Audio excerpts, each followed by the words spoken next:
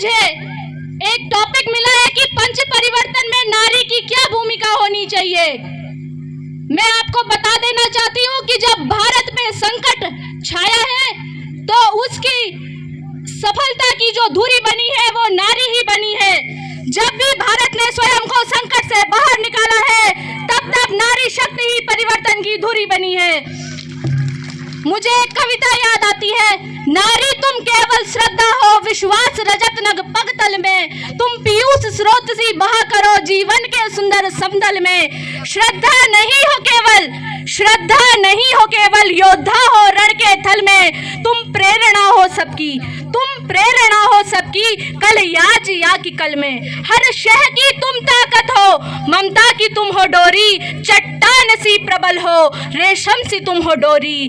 निर्मित है तुमसे सृष्टि प्रश्नों में तुम ही हल में, तुम प्रेरणा हो सबकी कल याज या की कल में।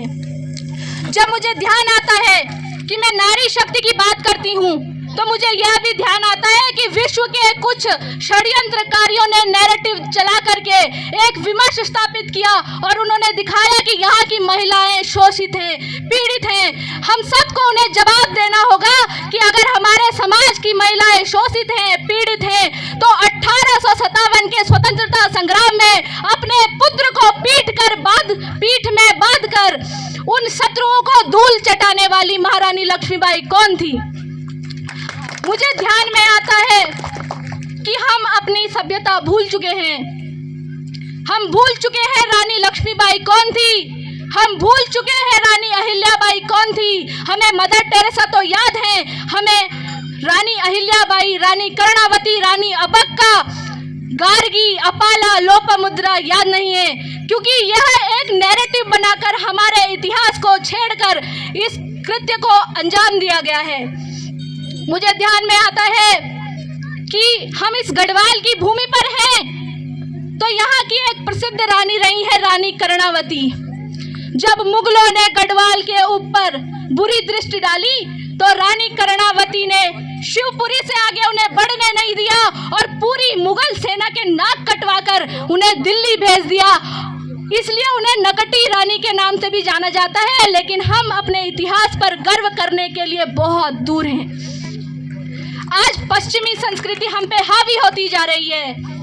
हम जब अपने परिवार में भी बैठते हैं तो हम इंस्टाग्राम की रील्स ज्यादा देखते हैं।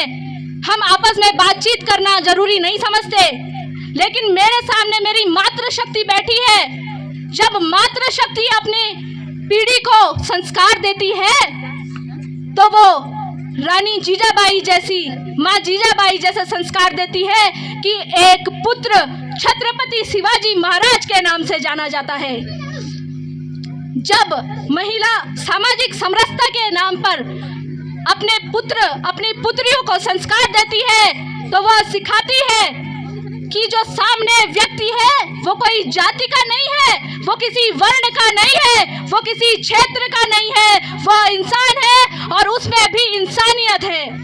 मैं जब पंच परिवर्तन की बात करती हूँ तो मुझे ध्यान में आता है कि जब इस देश को बनाना होगा, जब राष्ट्र निर्माण करना होगा तो हमें स्वदेशी और आत्मनिर्भर भारत की ओर भी जाना होगा। तो अभी मैं जब मंच से सुन रही थी तो यहाँ पे बहुत से महिला मंगल दल हमारे समक्ष बैठे हुए हैं, स्वयं सहायता समूह हमारे समक्ष बैठे हुए हैं और देश में ऐसे लाखों करोड़ों महिलाओं के स्वयं सहायता समूह हैं जो देश को स्वदेशी और आत्मनिर्भर भारत की ओर लेके जा रहे हैं। जब मुझे ध्यान आता है नागरिक कर्तव्य और राष्ट्र भाव का, तो हम उस भारत के नागरिक हैं कि जब आतंकवादी धर्म पूछकर गोली मारते हैं तो ऑपरेशन सिंदूर के नाम पर उनको सजा भी हमारी महिलाएं ही देती हैं, उन्हें मुंह तोड़ जवाब भी हमारी महिलाएं ही देती हैं। हो सकता है सभी महिलाएं सेना में सेवा न दे पाए, हो सकता है कि हम सभी देश की सेना में जाकर वहां बॉर्डर पे अपने देश के लिए न्यौछावर न हो पाए, लेकिन एक सबसे बड़ा कर्तव्य है कि हमें इस देश के भीतर ही अपने राष्ट्र भाव को जगाकर इस देश की रक्षा करनी है। नारी राष्ट्र की मौन सैनिक है। मौन सैनिक इसलिए क्योंकि वो तैयार करती है, वो अपने कलेजे के टुकड़ों को तैयार करती है देश की सेना में जाने के लिए। और आज केवल बालक ही नहीं, अपने भैया लोग ही नहीं, अपनी बहनें भी देश सेवा कर रही हैं। यह गर्व का विषय है। पंच परिवर्तन का ये जो ध्येय है, आज हिंदू सम्मेलन का जो ये ध्येय है, यह तभी सफल होगा जब हम नारियां निर्णय लेंगी कि हम लोगों को देश सेवा करनी है।